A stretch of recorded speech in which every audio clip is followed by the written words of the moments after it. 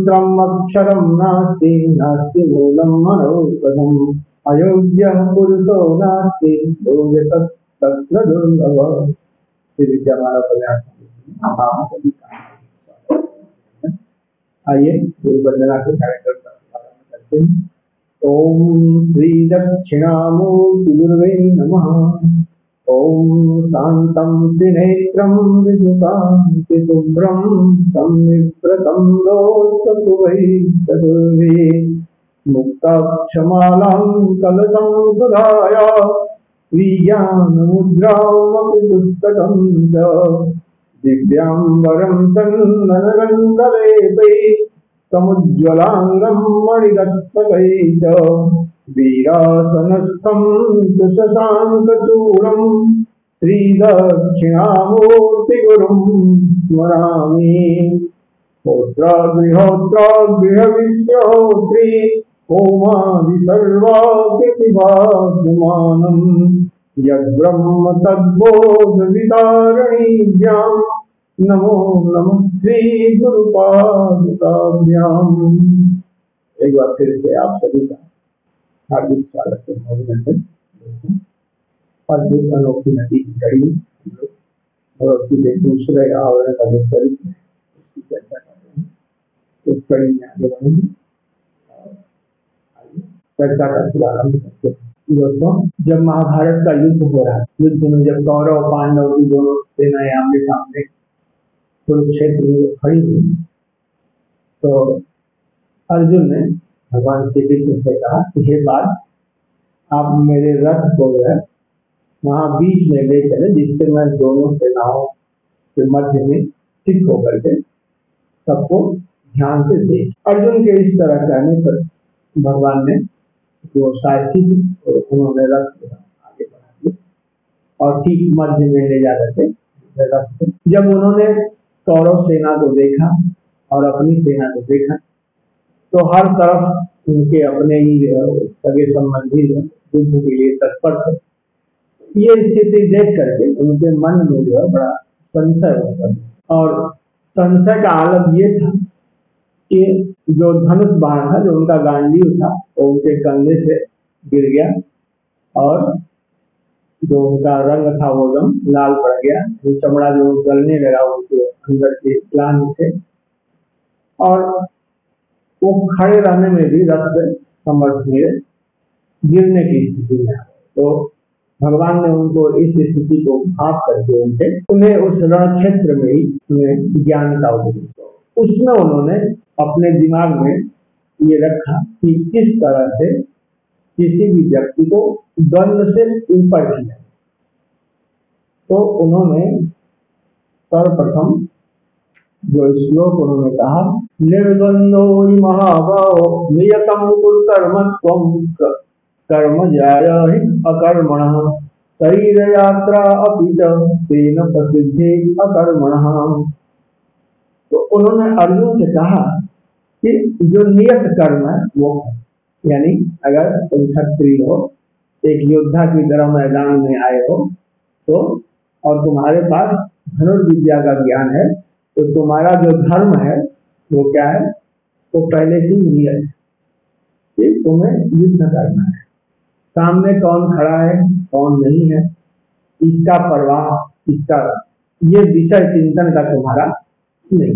और भी कई सारे उनके जितने, क्योंकि वो पूरी तरह से संशय में हो गए, तो उन्होंने जीवन के तमाम पहलुओं को वहीं उनको कुरुक्षेत्र भी उपदेश, धर्म का भी उपदेश दिया। और उन्होंने कहा, श्रूयतां धर्म सर्वस्व श्रुत्वा च एव अवधार्यताम् आत्मनः प्रतिकूलानि परेषां न समाचरेत्। और उसके बाद कर्म का भी उन्होंने उपदेश दिया, कर्मण्येवाधिकारस्ते मा फलेषु कदाचन।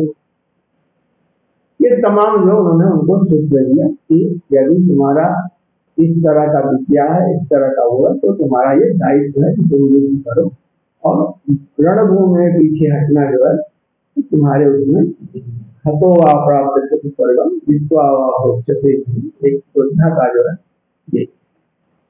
किंतु ये सब कहना तो आसान है, किंतु ये व्यवहार में कैसे लाया जाए, इसको आचरण में कैसे उठाया जाए, कैसे धारण किया जाए, तो उसके लिए उन्होंने एक क्रिया भी उन्हें बताया। क्रिया क्या बताया?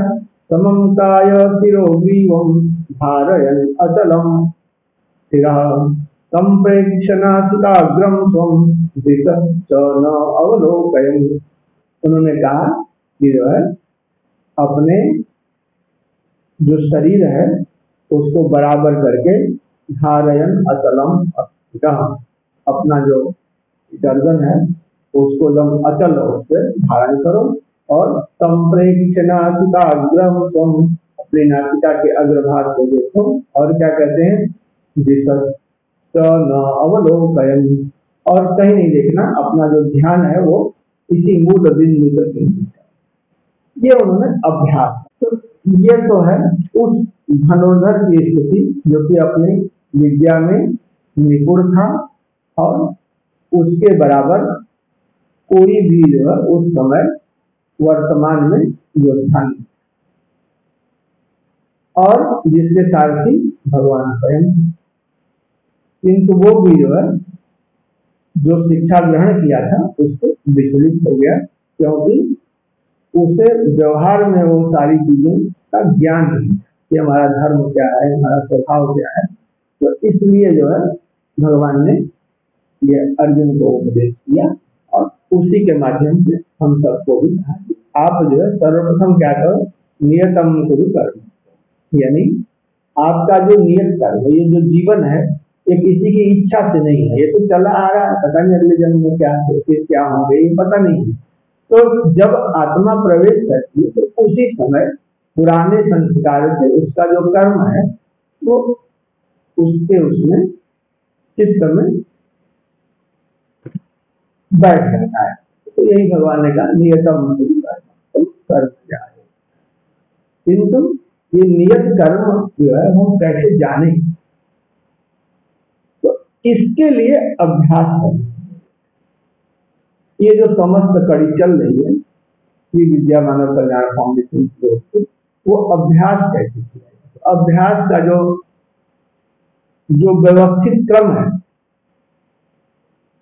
वो श्री विद्या से सुंदर और अच्छे ढंग से, व्यवस्थित ढंग से और आपको नहीं मिलेगा जितना कि इसमें मूला, जब हम कहते हैं विद्याम परम सुधवलारुण चक्रताम मूलादिविन्दु परिपूर्ण कलात्मरूपाम इत्यात्मिकाम सरधनु सहस्ताम श्रीचक्रताम परिणताम सततम नमामि भूगोस्ववित्तकमथेन्दुकलाविन्दम् अस्तारकं समनुकोणमथोदसारम् दिक्कोणकं च गजकोणमथत्रिकोणम् वन्दे च बिन्दुसहितं परयन्त्रराजम्।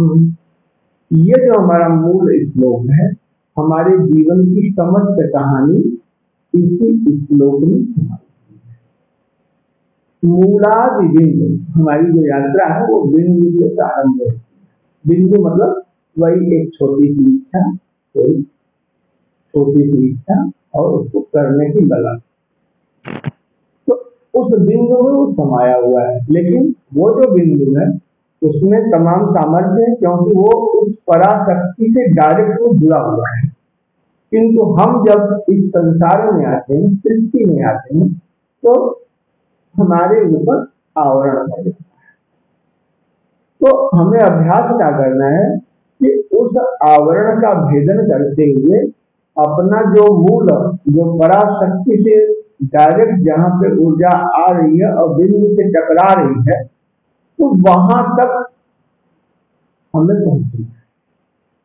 यही हमने पिछले कड़ी में हम लोग चर्चा कर थे कि परा पश्यन्ति मध्यमा और, यानी जब हम उस बिंदु से जो आभा आ रही है डायरेक्ट उस पराशक्ति की, जब उसे देखते हैं तो हमारी जो स्मृति है वो जागृत होती है।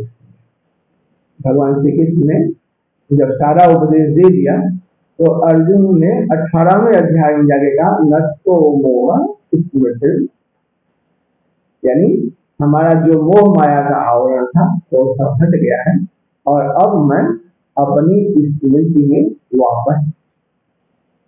तो यही कहानी है और यही अभ्यास। जब तक आप इस ओर अग्रसर नहीं होते, आपके जीवन का जो आनंद है, जो क्षण आपको भोगने का अवसर है, उससे आप विमुख रहते हैं और तमाम वृत्तियों में उलझे रहते हैं। इसलिए बहुत आवश्यक है कि आप उन चीजों को समझें और उन क्रियाओं को करें जिससे कि आपका जीवन जो प्रकाशमय और पराशक्ति की छाया। और उसके बाद पश्चिमी मध्यमा के माध्यम से वैखरी में आकर के आप उसके भव्य स्वरूप को देखें और अंदर धारण करें और सृष्टि में उसका जैसे पुष्प अपने सौंदर्य का बिखराव करता है, उस तरह से वो जो पराशक्ति है जो आपकी स्थिति में व्याप्त है, उसकी सत्ता को आप संसार में। तो जब इस स्थिति में आते तो फिर वहां द्वंद जो है वो अपने आप समाप्त हो जाता है और हम सबका जो द्वंद है वही हम सबके विकास का सबसे। यदि हमें आगे बढ़ना है, विकास करना है और जो हम कहते हैं ना कि हम आत्मस्वरूप हैं, शुद्ध हो हम, मुक्त हो हम, सच्चिदानंद स्वरूप हो हम, तो उस स्थिति को यदि हमें प्राप्त करना है तो हमें इस व्यवस्थित क्रम से आगे बढ़ना है। दोस्तों, इसी के साथ आगे हम भगवती की आराधना करते हैं और पिछले अंक से आगे बढ़ते हैं।